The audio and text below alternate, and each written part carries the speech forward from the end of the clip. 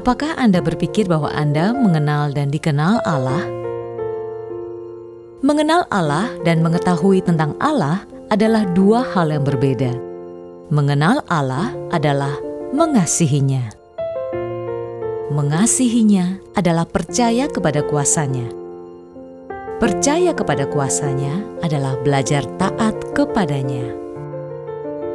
Taat kepadanya adalah kepuasan yang tak dapat dibeli dengan uang. Mengenal Allah bagaikan hati yang sedang jatuh cinta. Ingin dan ingin belajar tentang Dia lebih dalam lagi. Haus dan lapar akan kehadirannya tanpa batas waktu. Tinggallah di dalam aku dan aku di dalam kamu. Hasilkanlah buah kasih-Ku. Mengenal dan dikenal Allah adalah berkat terbesar dalam hidup ini. Demikianlah setiap pohon yang baik menghasilkan buah yang baik, sedang pohon yang tidak baik menghasilkan buah yang tidak baik. Tidak mungkin pohon yang baik itu menghasilkan buah yang tidak baik, ataupun pohon yang tidak baik itu menghasilkan buah yang baik. Dan setiap pohon yang tidak menghasilkan buah yang baik pasti ditebang dan dibuang ke dalam api. Jadi dari buahnya lah kamu akan mengenal mereka. Bukan setiap orang yang berseru kepadaku, Tuhan, Tuhan, akan masuk ke dalam sorga, melainkan dia yang melakukan kehendak Bapa-Ku yang di sorga. Pada hari terakhir banyak orang akan berseru kepadaku, Tuhan, Tuhan, bukankah kami bernubuat demi nama-Mu dan mengusir setan demi nama-Mu dan mengadakan banyak mujizat demi nama-Mu juga? Pada waktu itulah aku akan berterus terang kepada mereka dan berkata, Aku tidak pernah mengenal kamu. Enyalah daripadaku, kamu sekalian pembuat kejahatan. Sudahkah kamu mengenal dan dikenal Allah?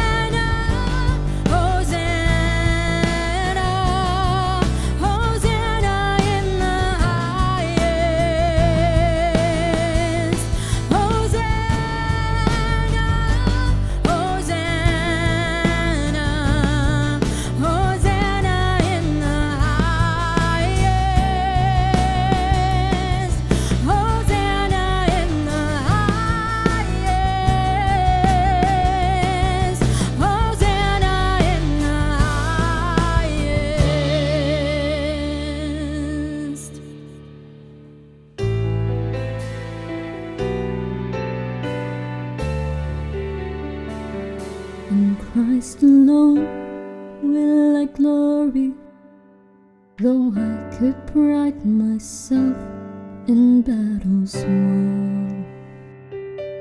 For I've been blessed beyond measure, and by His strength alone I overcome. Oh, I could stop and count successes like diamonds in my hands, but those trophies could not equal to the grace by which I stand. In Christ alone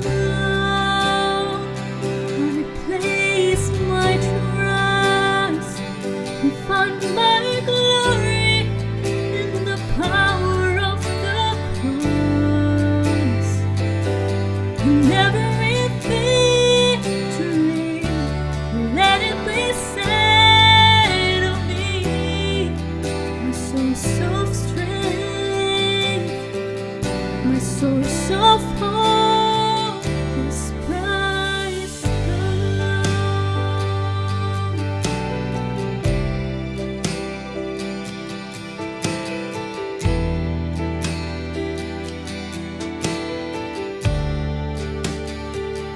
In Christ alone do I glory, for only by His grace I am redeemed. For only His tender mercy could reach beyond my weakness so nearly. And now I seek no greater honor than just to know Him, and to count my gains but losses to the glory of my Lord. In Christ alone I'll place my trust and find my glory in the power of the cross. In every victory, let it be said of me, my source of strength, my source of hope is Christ alone. I place my trust and find my glory in the power of the cross. In every victory, let it be said of me, my source of strength, my source of hope is Christ alone. Is Christ alone. Is Christ alone. Is Christ alone. Is Christ alone.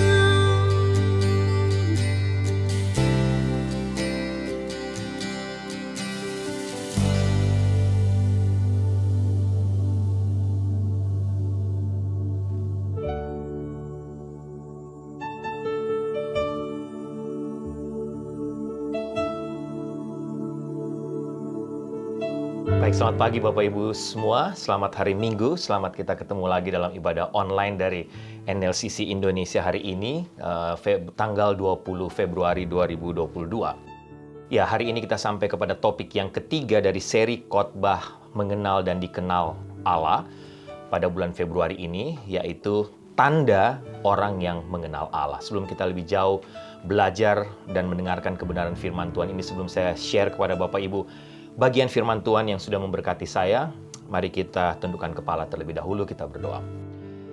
Tuhan, kami bersyukur, berterima kasih karena hari ini kami ada waktu, kesempatan lagi untuk beribadah bersama, tapi terlebih untuk duduk diam di sekitar firman-Mu, mendengarkan suara-Mu melalui kebenaran firman Tuhan hari ini.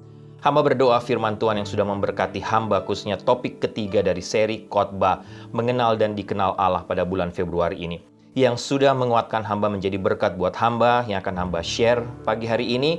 Kiranya juga memberikan pelajaran baru, berikan kekuatan, memberikan pengetahuan baru kepada semua Bapak Ibu yang mendengarkan.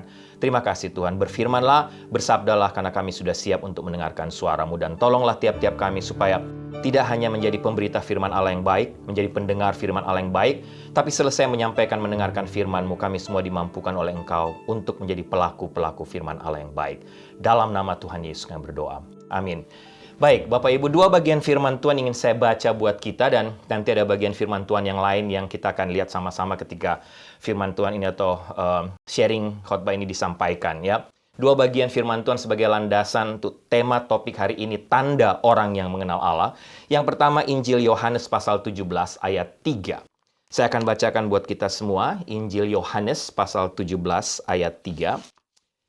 Demikian firman Tuhan. Inilah hidup yang kekal itu, yaitu bahwa mereka mengenal Engkau satu-satunya Allah yang benar, dan mengenal Yesus Kristus yang telah Engkau utus. Yang berikut Yohanes pasal 15 ayat 1-5, satu bagian firman Tuhan yang saya yakin kita semua sudah sering membaca dan mendengarnya. Yohanes pasal 15 ayat 1-5, demikian firman Tuhan. Akulah pokok anggur yang benar dan Bapakulah pengusahanya. Setiap ranting padaku yang tidak berbuah dipotongnya, dan setiap ranting yang berbuah dibersihkannya, supaya ia lebih banyak berbuah. Kamu memang sudah bersih karena firman yang telah kukatakan kepadamu. Tinggallah di dalam aku dan aku di dalam kamu, sama seperti ranting tidak dapat berbuah dari dirinya sendiri kalau ia tidak tinggal pada pokok anggur. Demikian juga kamu tidak berbuah jikalau kamu tidak tinggal di dalam aku. Akulah pokok anggur dan kamulah ranting-rantingnya. Barang siapa tinggal di dalam aku dan aku di dalam dia, ia berbuah banyak. Sebab di luar aku kamu tidak dapat berbuat apa-apa. Bapak Ibu, waktu mempersiapkan bagian firman Tuhan ini, menarik saya membaca cerita kisah tentang seorang penulis terkenal di Amerika, yang mungkin juga Bapak Ibu tahu, tidak saja yang tinggal di sini, tapi ini satu penulis yang sangat terkenal, yaitu Mark Twain. Mark Twain terkenal karena kecerdasannya dalam menulis, tapi juga karismanya, Bapak Ibu. Nah, dalam satu perjalanan ke Eropa, rupanya Mark Twain diundang oleh salah satu kepala negara bagian di Eropa, Bapak Ibu, untuk makan malam bersama, ya. Tapi menarik, waktu anak perempuan dari Mark Twain mendengar bahwa ayahnya diundang oleh salah satu kepala negara bagian di Eropa, tiba-tiba anak perempuan Mark Twain ini berkata, "Wow, ayah atau papa mengenal semua orang penting di dunia ini yang harus dikenal. Tapi sayangnya," kata anak perempuan Mark Twain, "sayangnya ayah atau papa tidak mengenal Allah." Bapak Ibu, sedihnya karena kata-kata ini benar. Kata-kata yang diucapkan oleh anak perempuan Mark Twain tadi benar. Karena Mark Twain memang seorang penulis besar, seorang penulis yang terkenal, tapi dia juga dikenal sebagai seorang yang skeptik. Dia tidak percaya kepada Tuhan. Tapi tidak hanya sampai di situ, Bapak Ibu. Menurut saya, komentar atau kata-kata yang diucapkan oleh anak perempuan Mark Twain tadi harusnya juga menjadi pertanyaan buat kita semua, buat saya dan Bapak Ibu. Yaitu, kembali, apakah kita sudah menjadi orang Kristen yang mengenal Allah? Sekali lagi, apakah Bapak Ibu dan saya, kita semua sudah menjadi orang Kristen yang juga sudah mengenal Allah? Kita mungkin diberkati dengan persahabatan yang luar biasa, Bapak Ibu. Kita mungkin punya teman atau bisa diberi kesempatan berteman dengan begitu banyak orang penting di sekeliling kita di dunia ini. Tapi, sekali lagi, apakah kita mengenal Allah? Dan apakah pengetahuan kita akan Tuhan, sekali lagi, apakah pengetahuan kita, pengetahuan Bapak Ibu dan saya tentang Tuhan, tentang Allah, itu lebih dari sekedar hanya informasi dari orang lain saja atau hanya spekulasi? Dan mungkin kita dapatkan dari buku-buku yang kita baca. Apakah sampai di situ saja? Nah, yang pasti Bapak Ibu, Allah ingin kita semua tidak hanya tahu banyak tentang Dia. Tidak tahu informasi tentang, hanya tahu informasi tentang Dia. Tapi Allah sebenarnya ingin Bapak Ibu dan saya menjadi sahabatnya, menjadi rekan sekerjanya. Bahkan kalau kita baca Alkitab, Allah ingin kita semua menjadi pengantin-pengantin wanitanya, yang ketika Dia datang kembali, menjemput Bapak Ibu dan saya, Dia mendapati Bapak Ibu dan saya siap. Tuhan Yesus dalam doanya kepada Bapanya dalam Injil Yohanes, khususnya Yohanes pasal 3 yang saya baca tadi, Tuhan Yesus katakan apa Bapak Ibu? Dia ingin agar para muridnya memiliki pengenalan yang dalam, pengenalan yang intim tentang Bapanya, tentang Allah. Tuhan Yesus berdoa, inilah hidup yang kekal itu, yaitu bahwa mereka mengenal Engkau satu-satunya Allah yang benar dan mengenal Yesus Kristus yang telah Engkau utus. Bapak Ibu lihat, hidup kekal dihubungkan dengan pengenalan kita terhadap Bapa, terhadap Tuhan. Pengenalan yang seperti apa? Sekali lagi, pengenalan yang dimaksudkan di sini adalah pengenalan yang benar-benar intim. Pengenalan yang bersifat pribadi dan hanya bisa didapatkan melalui persahabatan atau pengenalan kita yang dalam dan berlangsung lama dengan Tuhan kita. Bahkan kalau Bapak Ibu ingat khotbah saya 2 minggu yang lalu, kata pengenalan yang disampaikan atau dimaksudkan di sini adalah di bagian firman Tuhan yang lain, khususnya dalam Kejadian pasal 4 ayat 1, pengenalan ini digambarkan seperti keintiman suami istri yang telah menjadi satu. Sehingga Bapak Ibu, sekali lagi, pengenalan yang dimaksudkan di sini adalah pengenalan yang dalam, pengenalan yang sangat-sangat intim. Seperti hubungan suami istri. Dan Bapak Ibu sekali lagi, ya, kalau Bapak Ibu ingat khotbah pembuka saya 2 minggu yang lalu, sekali lagi pengenalan kita akan Allah bukan dilihat dari berapa lamanya kita sudah duduk di bangku sekolah teologi. 5 tahun, 6 tahun, 10 tahun, atau 15 tahun mungkin. Berapa banyak buku-buku rohani yang sudah kita baca? Yang sudah habis kita baca? Berapa lama kita sudah menjadi orang Kristen? Berapa lama kita sudah menjadi anggota sebuah gereja? Berapa banyak ayat Alkitab yang sudah kita hafal? Berapa kali kita sudah membaca Alkitab dari Kejadian sampai Wahyu? Atau Bapak Ibu, pengenalan kita akan Tuhan tidak hanya dilihat dari seberapa rohaninya kata-kata yang kita ucapkan. Berapa luar biasanya kita menghafal doa Bapa kami dan pengakuan iman rasuli dan segala sesuatu yang lain. Seperti peringatan Tuhan Yesus dalam Matius pasal 7 ayat 17-23 yang Bapak Ibu dengar melalui video pembuka khotbah tadi. Jika kita tidak mengenal Allah, apalagi jika Allah mendapati waktu Dia menjemput kita, Dia tidak mengenal kita, Bapak Ibu. Ini bahaya. Ini bahaya besar buat Bapak Ibu dan saya. Ini warning. Karena firman Tuhan katakan ketika kita tidak mengenal Allah atau Allah tidak mengenal kita, kita akan dienyahkan, dibuang dalam perapian yang menyala-nyala. Ini ngeri. Bapak Ibu bisa bayangkan Bapak Ibu telah melayani Tuhan menjadi Kristen bertahun-tahun. Bapak Ibu pikir Bapak Ibu sudah tahu banyak tentang Dia. Bapak Ibu sudah melayani Dia dengan begitu luar biasa. Tapi ketika bertemu dengan Tuhan dan Tuhan katakan, enyahlah engkau dari hadapanku. Karena apa? Karena aku tidak mengenal engkau. Dan Bapak Ibu, saya sudah jelaskan 2 minggu lalu, langkah pertama untuk bisa tahu apakah kita sudah menjadi orang Kristen yang mengenal Allah atau belum, saya sudah share. Paling tidak ada 4 hal. Ya, sekali lagi saya hanya ulang Bapak Ibu. Bagaimana dengan semangat kita? Semangat kita dalam melayani Tuhan dan mentaati seluruh perintahnya. Bagaimana dengan pikiran kita tentang Dia? Pikiran-pikiran kita tentang Allah. Bagaimana dengan keberanian kita, keberanian Bapak Ibu dan saya dalam tetap mentaati firman-Nya. Apapun situasi di sekeliling kita. Walaupun mungkin orang-orang di sekeliling kita tidak mensupport, mendukung kita. Dan tidak percaya kepada Tuhan. Tidak percaya kepada firman-Nya. Dan yang terakhir Bapak Ibu ingat saya jelaskan 2 minggu lalu. Apakah kita puas dengan Tuhan? Apakah kita melayani Dia, mempercayai Dia, mentaati Dia hanya ketika Dia memberkati kita saja? Atau ketika Dia menjawab doa-doa kita saja? Ataukah kita puas karena kita punya Tuhan yang besar, Tuhan yang baik, apapun situasi yang terjadi di sekeliling kita? Dan minggu lalu kalau Bapak Ibu juga ingat, Ibu Sarah sudah melanjutkan dengan menjelaskan tanda pertama dari orang yang mengenal Allah. Apa itu? Orang yang mengenal Allah tidak hanya tahu tentang Allah, tapi mereka juga mengalami Allah.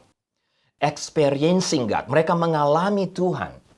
Tiap-tiap saat, tiap hari. Mereka tidak kenal Tuhan dari kata orang saja atau dari buku yang mereka baca. Dari Alkitab yang mereka baca berulang kali. Tapi mereka mengenal Tuhan karena mereka mengalami kehadiran Tuhan. Mereka mengalami lawatan Tuhan, jamahan Tuhan dalam hidup mereka. Khususnya ketika pergumulan terjadi. Ketika tantangan itu ada dalam hidup mereka. Hidup kita. Dan Bapak Ibu, hari ini saya akan melanjutkan tanda yang berikut dari orang yang sudah benar-benar mengalami Allah. Selain sudah mengalami Allah dalam hidup mereka, tapi ada satu kebenaran penting di sini Bapak Ibu yang mungkin Bapak Ibu sudah sering mendengarnya, tapi menurut saya ini penting, ya. Sehingga ingin saya share kembali hari ini. Mungkin hari ini saya tidak bisa katakan ini sebagai khotbah baru buat kita, tapi paling tidak hari ini sebagai reminder. Tentunya sudah merimain atau menjadi reminder buat saya secara pribadi. Dan saya mau ini juga menjadi reminder evaluasi buat kita semua. Tanda yang berikut menurut saya adalah ketika kita mengenal Tuhan dengan benar, Bapak Ibu, harusnya hidup kita menghasilkan buah. Selain kita mengalami Tuhan, tapi kita juga menghasilkan buah dalam hidup kita tiap-tiap hari. Seperti saya katakan tadi Bapak Ibu, sekali lagi, mungkin Bapak Ibu sudah mendengar prinsip menghasilkan buah ini berulang kali. Bahkan saya dan Ibu Sarah sudah menyampaikan atau membahasnya juga berkali-kali. Tapi hari ini, saya mau kita belajar sekali lagi sehubungan dengan topik mengenal Allah ini. Yang menarik Bapak Ibu, adalah salah satu analogi Tuhan Yesus dalam menggambarkan hubungan dan kedekatan kita dengan Bapanya, dengan Allah. Ketika Yesus menggambarkan keintiman kita dengan Allah, Dia memberikan sebuah analogi dan itulah analogi pohon anggur. Orang Kristen yang mengenal Allah, Tuhan Yesus analogikan atau lukiskan seperti ranting yang melekat pada pokok anggur. Di mana ranting itu harusnya, karena dia melekat, dia harusnya menghasilkan buah yang banyak. Dan perhatikan Yohanes pasal 15 juga. Kalau tidak menghasilkan buah, kita tahu jawabannya. Akan dipotong, dibuang, dan dicampakkan ke dalam api. Sehingga Bapak Ibu, sebelum kita lihat lebih jauh, saya mau kita sama-sama belajar untuk mengerti apa yang dimaksud dengan buah terlebih dahulu oleh Tuhan Yesus dalam Yohanes pasal 15 khususnya. Apakah yang diajarkan oleh Tuhan Yesus atau Alkitab tentang buah?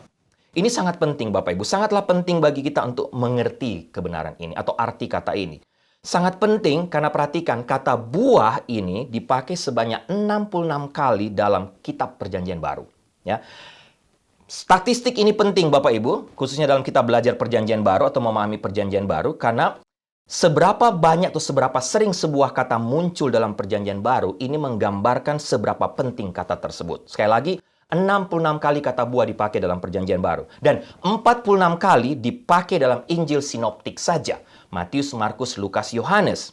Dan dari 46 kali itu Bapak Ibu menarik, 42 kali diantaranya kata buah ini muncul langsung dalam pengajaran Tuhan Yesus sendiri. Dari sini kita lihat bahwa kata buah ini merupakan unsur yang sangat penting dalam pengajaran Yesus. Dalam Perjanjian Baru, kata buah ini Bapak Ibu berbeda maknanya atau artinya dengan kata buah dalam bahasa Inggris atau termasuk bahasa Indonesia. Dalam bahasa Inggris, kalau kita disebut buah, Indonesia juga saya rasa, kata buah itu berarti buah. Pisang, jeruk, apel, atau buah yang lain. Ya, durian, mangga, dan lain sebagainya. Ya. Di dalam Perjanjian Baru, kata buah memang mencakup atau berarti buah-buahan seperti tadi yang saya sebutkan. Tapi tidak hanya sampai di situ Bapak Ibu. Dalam Perjanjian Baru, kata buah ini mencakup hal yang lebih luas lagi. Kata buah memiliki makna yang lebih luas daripada hanya sekedar yang terkandung dalam bahasa Inggris atau bahasa Indonesia atau menunjuk pada buah-buah tadi, apel, mangga, durian, dan lain sebagainya. Misalnya, gandum. Mungkin kita tidak atau bahasa Inggris tidak menyebut itu buah, mungkin bahasa Indonesia juga, tapi dalam bahasa Perjanjian Baru, gandum dirujuk juga disebut sebagai buah.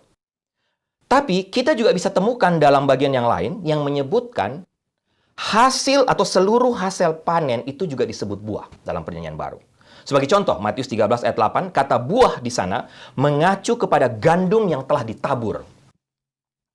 Bukan kepada gandumnya saja atau bukan kepada buah apel, pir, tapi gandum yang sudah ditabur. Kemudian Lukas pasal 12 ayat 17, kata buah ini juga mengacu pada seluruh hasil panen dari orang kaya itu. Seluruh hasil panen dari orang kaya itu dipakai kata buah.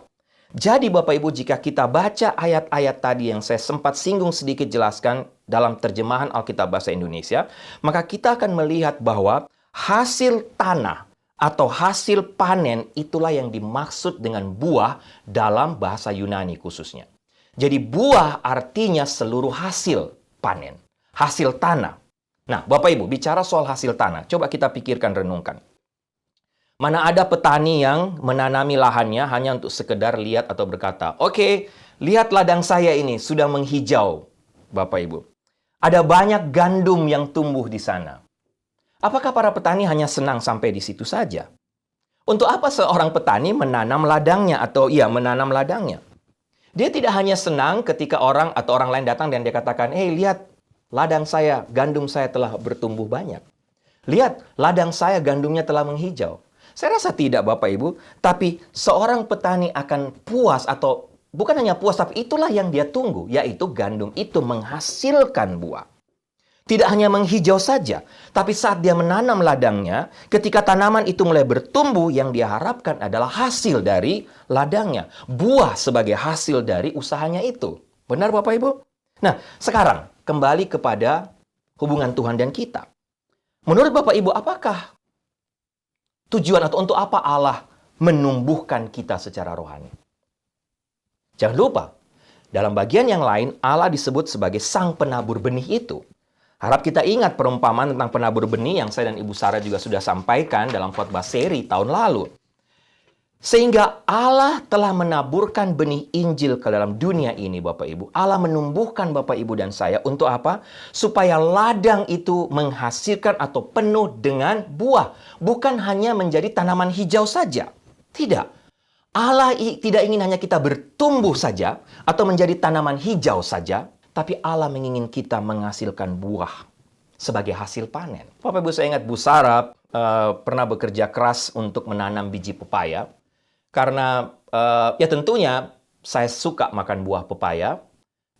Makan sayur daun pepaya juga suka, bahkan bunga pepaya juga suka, tapi buah tentunya. Dan Ibu Sarah dapat pengarahan dari Chen Chen, salah satu jemaat NLCC, bagaimana mengerjakan biji pepaya itu supaya nantinya bisa tumbuh bagus. Mulai diambil bijinya, dikeringkan selama beberapa hari, mungkin dimasukkan dalam kulkas, saya kurang jelas Bapak Ibu. Tapi bayangkan, kerja keras sampai berkonsultasi dengan jemaat bagaimana caranya supaya bisa biji-biji pepaya dari buah pepaya itu ditanam dan bisa kelihatan buahnya. Nah, pertanyaan saya, apakah Ibu Sarah kerja keras untuk tanam, walaupun Bapak Ibu, saya lupa, Bu Sarah sudah senang karena sudah mulai tumbuh. Kemudian tukang potong rumput di apartemen kami tiba-tiba nggak tanya, dia nggak mungkin tanya.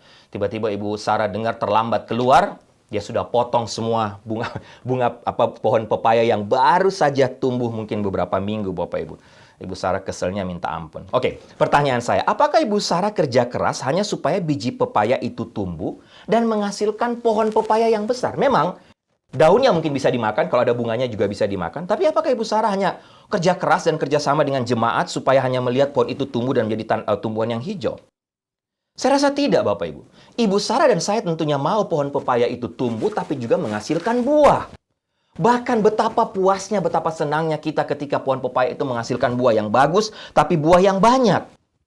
Nah, Bapak Ibu, seperti itulah gambaran yang sama. Gambaran kita dengan Tuhan. Gambaran kita sebagai orang Kristen digambarkan sebagai pohon anggur. Kita sebagai jemaat, sebagai orang percaya digambarkan seperti pohon anggur yang Tuhan inginkan menghasilkan buah yang banyak. Sekali lagi, pepaya mungkin daunnya bisa dimakan, bunganya bisa dimakan. Tapi anggur tidak. Buahnya yang dinantikan, buahnya yang ditunggu.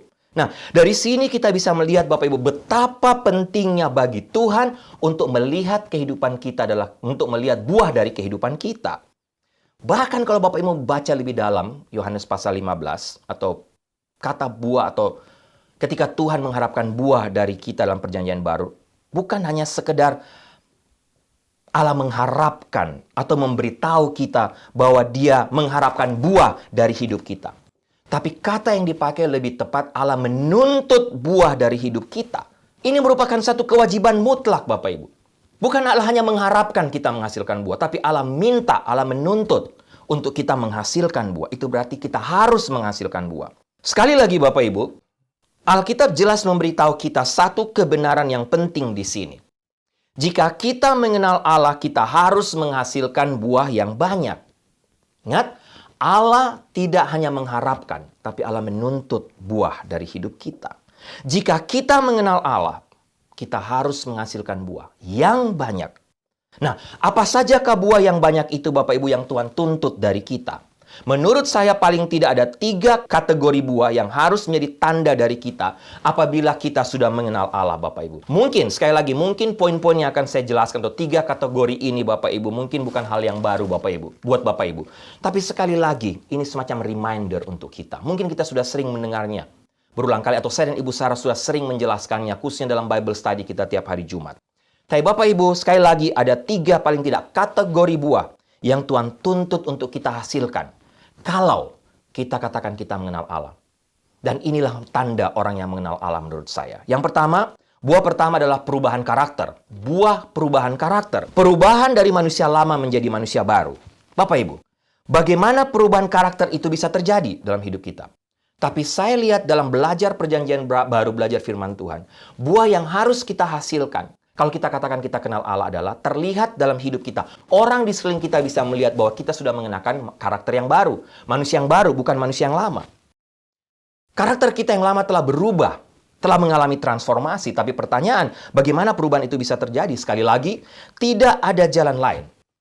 Perubahan karakter, kita bisa menghasilkan buah perubahan karakter dari manusia lama menjadi manusia baru, itu adalah melalui pertobatan dan kelahiran kembali. Tidak ada jalan lain, Bapak Ibu. Tidak mungkin ada orang bisa berubah karakternya dari manusia lama menjadi manusia baru kalau dia belum diubahkan oleh Tuhan sendiri, tidak mengalami kelahiran kembali. Sebelum kita dilahirkan kembali, kita semua adalah budak dosa. Ingat kebenaran ini? Hidup kita, pikiran kita, sifat kita, karakter kita di bawah kuasa dosa. Oleh karena itu, melalui proses kelahiran kembali, Allah sendirilah yang mengubah status kita dari budak dosa menjadi budak kebenaran. Dia mengubah kita, mentransformasi kita secara total, Bapak Ibu.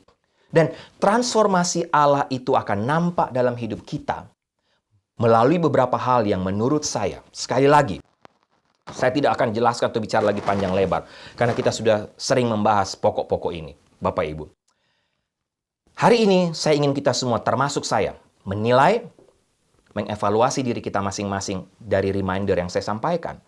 Apakah kita semua sudah menunjukkan atau menghasilkan tanda-tanda ini sebagai bukti perubahan dan transformasi hidup dari manusia lama menjadi manusia baru? Yang pertama, tentunya kalau Bapak Ibu baca Efesus pasal 4 ayat 17 sampai 32, jelas orang-orang di sekeliling kita melihat manusia yang lama kita sudah hilang dan sekarang yang mereka lihat adalah manusia baru. Bapak Ibu, saya hanya akan baca bagian firman Tuhan ini, tidak perlu ditafsirkan macam-macam. Bapak Ibu, perhatikan saya baca Efesus pasal 4, 17 ayat 32, khususnya tentang perubahan dari manusia lama menjadi manusia baru. Tapi yang pasti, transformasi pertama yang terlihat sebagai buah perubahan karakter adalah kita mengenakan manusia baru. Sudah tanggalkan manusia lama.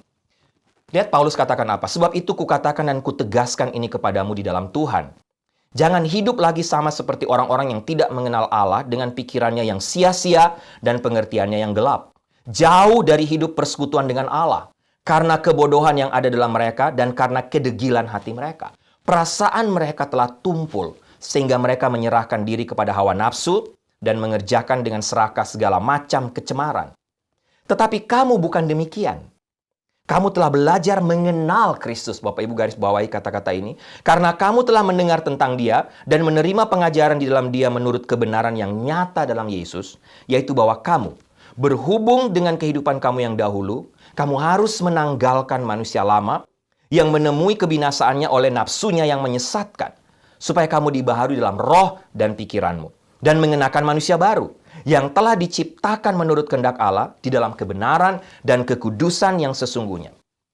Perhatikan, karena itu, ini tanda-tanda juga yang harus terlihat dalam hidup kita. Buanglah dusta dan berkatalah benar seorang kepada yang lain, karena kita adalah sesama anggota. Hati-hati Bapak Ibu ketika kita mengatakan Kristen dan kita masih sering berbohong, sering berkata dusta, sering mengatakan yang tidak benar terhadap orang lain, terhadap sesama anggota gereja. Berikut, apabila kamu menjadi marah, janganlah kamu berbuat dosa. Janganlah matahari terbenam sebelum padam amarahmu dan janganlah beri kesempatan kepada iblis. Orang banyak berusaha untuk eksposisi apa artinya sebelum matahari terbenam. Bapak Ibu, kalau kita mau baca sebenarnya nggak perlu ditranslate. Artinya memang kita nggak boleh marah. Apalagi marah yang benar-benar menjadi marah yang lahir dari nafsu kita. Karena emosi kita, Bapak Ibu. Lanjut, orang yang mencuri, janganlah ia mencuri lagi. Tapi baiklah ia bekerja keras dan melakukan pekerjaan yang baik dengan tangannya sendiri. Supaya ia dapat membagikan sesuatu kepada orang yang kekurangan. Janganlah ada perkataan kotor keluar dari mulutmu, tapi pakailah perkataan yang baik untuk membangun di mana perlu. Dan seterusnya Bapak Ibu bisa baca di rumah Efesus 4 ayat 17-32. Tanda-tanda itu yang harus terlihat dalam hidup kita kalau kita mengenal Allah sebagai buah perubahan karakter. Tanda yang kedua sebagai bukti perubahan karakter tidak lain buah roh. Buah roh yang dihasilkan dalam hidup kita sehari-hari. Saya tidak perlu jelaskan juga tentang buah roh ini, kita sudah pernah mendiskusikannya panjang lebar. Buah roh seperti yang ditulis oleh Rasul Paulus dalam Galatia 5, 22-23. Apa itu Bapak Ibu? Kita semua sudah tahu. Mari kita sama-sama menilai apakah saya sudah punya kasih, sukacita, damai sejahtera dalam hati saya? Apakah saya sudah menjadi orang yang sabar? Apakah saya sudah menjadi orang yang baik, yang murah hati, yang setia, yang lemah lembut? Dan saya sanggup menguasai diri saya. Tidak gampang terpancing emosi, tidak gampang marah, tidak gampang dendam.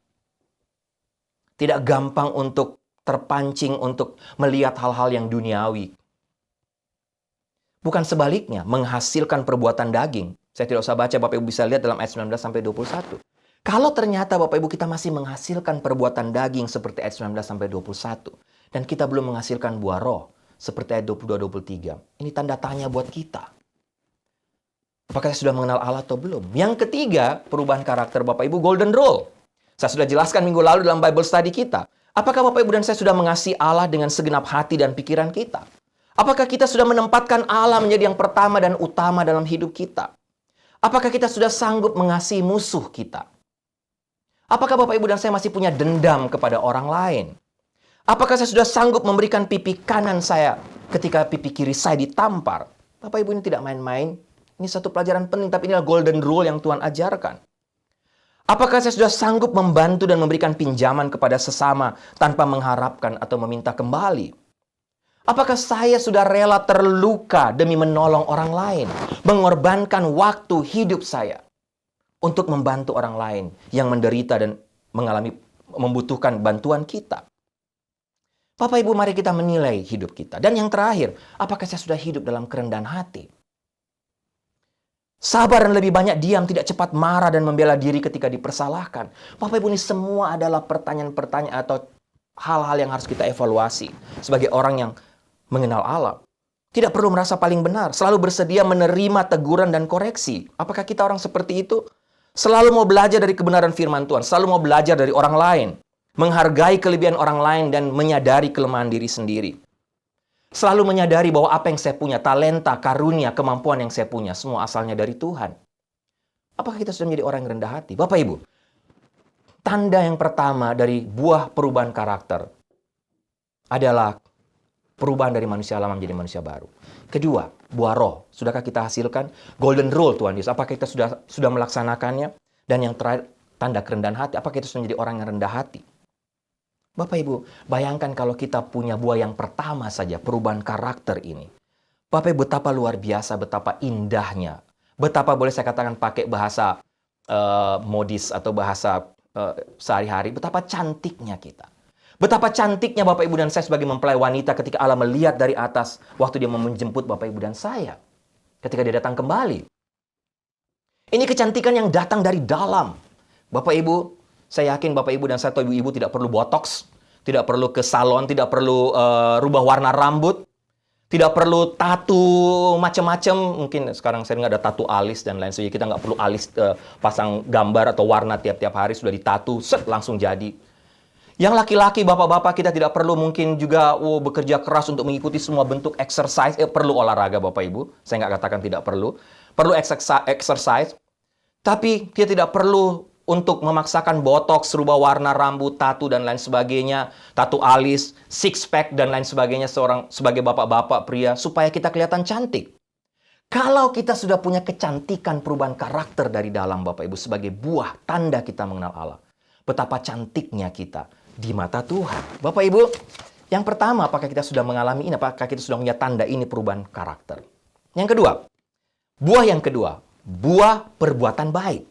Bapak Ibu, menurut saya ini juga mungkin sudah sering kita dengar, tapi ini penting. Orang yang mengenal Allah selain menghasilkan buah perubahan karakter, dia juga harus menghasilkan buah perbuatan baik, memberikan hidup dia bagi orang lain. Buah yang berikut menurut Alkitab dalam kaitannya dengan kehidupan rohani kita ialah buah itu berarti perbuatan baik kita.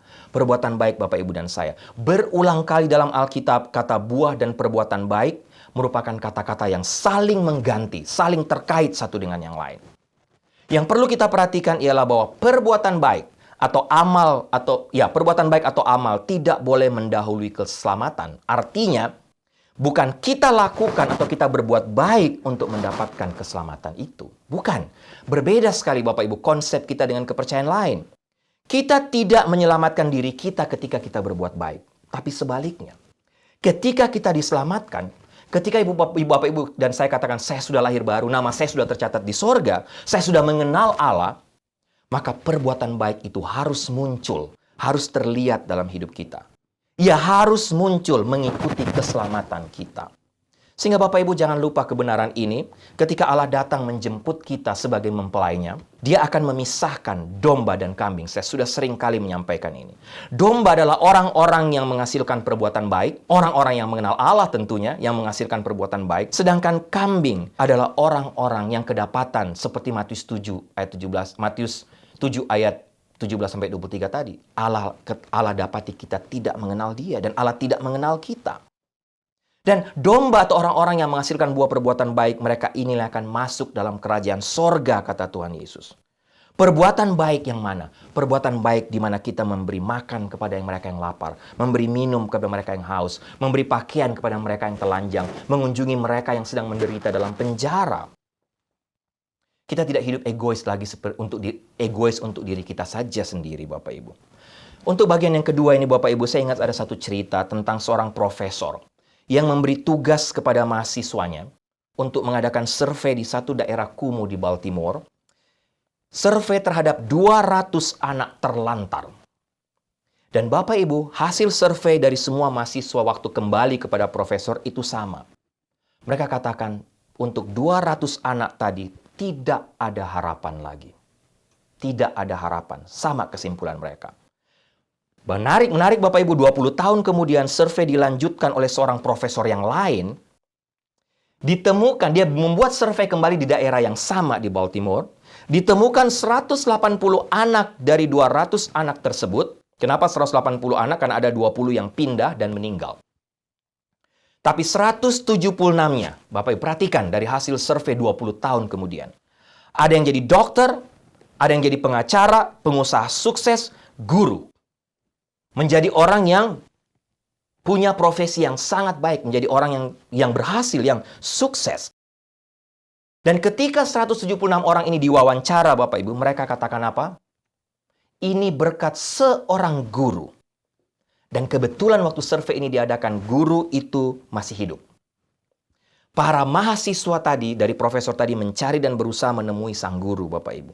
Dan ketika mereka menemukan guru ini, mereka tanyakan, Guru, resep apa sehingga anak-anak yang 20 tahun silam, 20 tahun lalu, sepertinya tidak punya harapan? Kenapa sekarang mereka sukses? Bapak Ibu, jawaban sang guru tadi, dia katakan, saya mengasihi mereka. Apa artinya Bapak Ibu? Perbuatan baik, memberi hidupnya bagi orang lain, bagi anak-anak tadi, ratusan anak tadi. Sehingga anak-anak tadi bisa sukses dan berhasil. Sehingga bagaimana dengan kita?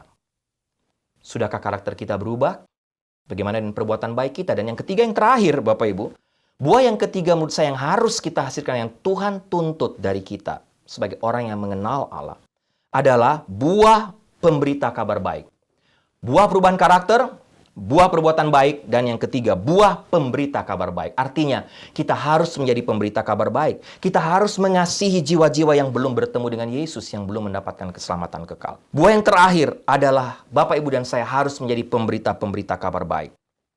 Sebagai orang yang sudah mengenal Allah, Bapak, Ibu, kita harus menjadi orang yang selalu ingin membagikan karya keselamatan yang sudah kita terima kepada orang lain yang belum percaya.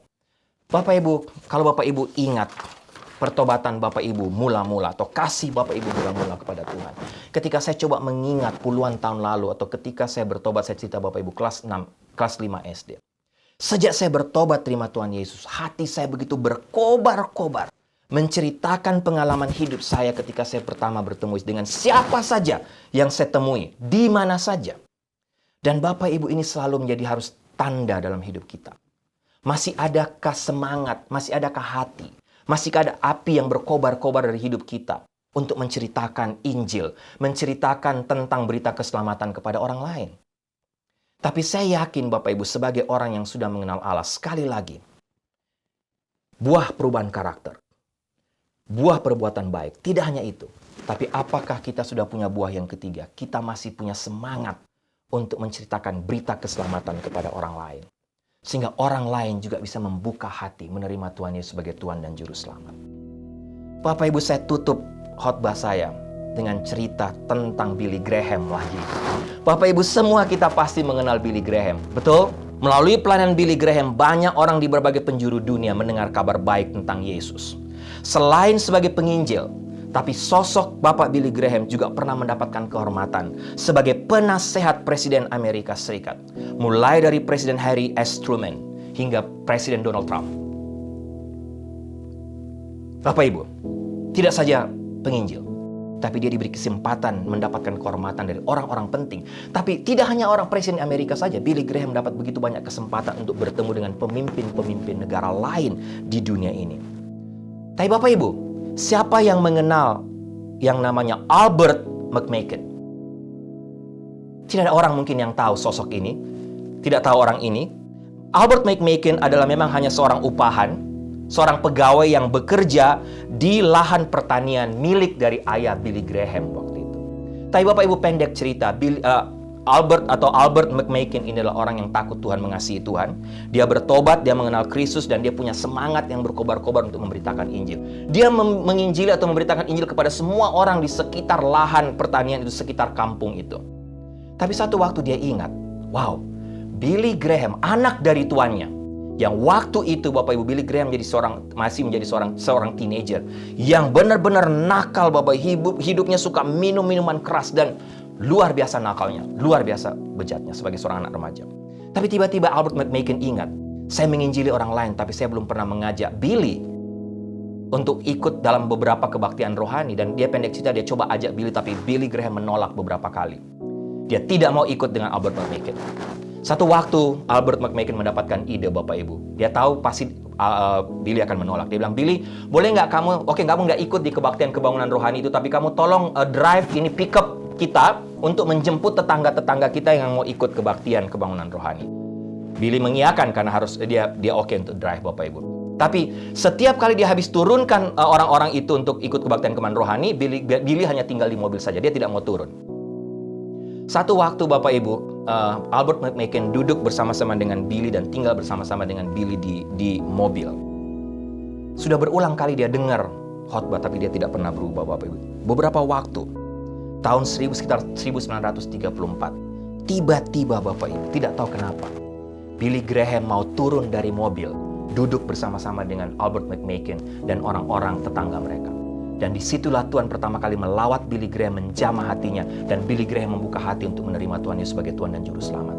Dan Bapak Ibu lihat dampak pertobatan Billy Graham sampai hari ini, luar biasa. Billy Graham dipakai Tuhan begitu luar biasa untuk memberitakan Injil, memberitakan berita keselamatan. Tapi jangan lupa, kebesaran Billy Graham terjadi. Billy Graham bisa menjadi orang yang populer, terkenal, dipakai Tuhan luar biasa. Karena ada seorang biasa, seorang upahan, seorang pegawai biasa yang bernama Albert McMakin. Dia punya hati semangat berkobar-kobar untuk menceritakan Injil, berdoa buat Billy Graham. Sehingga menghasilkan Billy Graham yang sangat luar biasa. Bagaimana dengan Bapak, Ibu, dan saya? Masihkah kita punya spirit itu? Mari kita tundukkan kepala, kita berdoa. Tuhan, terima kasih untuk kebenaran firman-Mu yang sudah hamba share hari ini, pagi ini, tentang tanda berikut dari orang yang mengenal Allah. Hamba terbatas untuk menggali, untuk menyampaikannya mungkin lebih dalam, lebih jauh. Tapi hamba berdoa, Roh Kudus, Engkau meneruskan kebenaran firman Tuhan ini. Buat semua Bapak Ibu yang telah mendengarkan kebenaran firman Tuhan ini. Dan Roh Kudus kiranya berbicara kepada tiap-tiap kami, sehingga kami diberikan kekuatan untuk menilai diri kami, untuk mengevaluasi. Hamba berdoa firman Tuhan, tanda-tanda yang hamba sharekan hari ini, menjadi semacam reminder, peringatan untuk tiap-tiap kami, untuk semua kami. Apakah kami sudah mempunyai tanda-tanda ini? Sehingga Tuhan, hamba berdoa, kalau ada di antara Bapak Ibu yang mendapati diri mereka belum menghasilkan buah ini, tanda-tanda ini, Tuhan jamah hati mereka. Tuhan transformasi hidup mereka, supaya langkah pertama mereka bertemu dengan Engkau sebagai Tuhan dan Juru Selamat secara pribadi. Dan sekali lagi, selesai mendengarkan firman Tuhan ini, mendengarkan seri khotbah bulan Februari, mereka atau kami semua tahu, yakin bahwa kami sudah mengenal Engkau, dan terlebih kami juga sudah dikenal oleh Engkau. Terima kasih untuk kebenaran firman-Mu. Dalam nama Tuhan Yesus kami berdoa. Amin.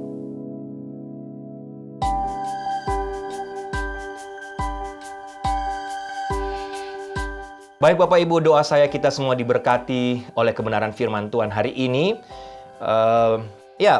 Sebelum saya akhiri atau tutup dalam doa berkat, ada beberapa pengumuman khususnya yang berulang tahun dalam minggu ini untuk Jemaat NLCC Indonesia. Yang pertama, selamat ulang tahun untuk Ibu Preisi Niki Julu, ulang tahun tanggal 16 Februari. Yang kedua, selamat ulang tahun untuk Ibu Sri Pangkerego yang ulang tahun tanggal 17 Februari. Dan yang berikut, selamat ulang tahun untuk Ibu Lisa Suryanto yang berulang tahun tanggal 19 Februari. Doa saya, Preisi mengalami berkat Tuhan, Bu Lisa mengalami berkat Tuhan, Bu Sri juga mengalami berkat Tuhan. Dan khususnya Bu Sri, kita terus doakan supaya Bu Sri mengalami mujizat Tuhan, kesembuhan dari Tuhan dalam melewati masa-masa kemoterapi dalam beberapa waktu ini. Dan ya, kita doakan, Bapak Ibu saling mendoakan supaya kita semua diberikan terus kekuatan kesehatan oleh Tuhan, dijaga dan dilindungi Tuhan selalu. Baik, jemaat yang kekasih, tundukkanlah kepalamu dan arahkanlah hatimu kepada Tuhan dan terimalah berkat Tuhan. Anugerah keselamatan dari Tuhan Yesus Kristus, kasih sayang yang tidak berkesudahan dari Allah Bapa, serta penyertaan dari Roh-Nya yang kudus, kiranya menyertai engkau sekalian, mulai hari ini sampai Maranatha Tuhan Yesus datang kembali. Haleluya, amin.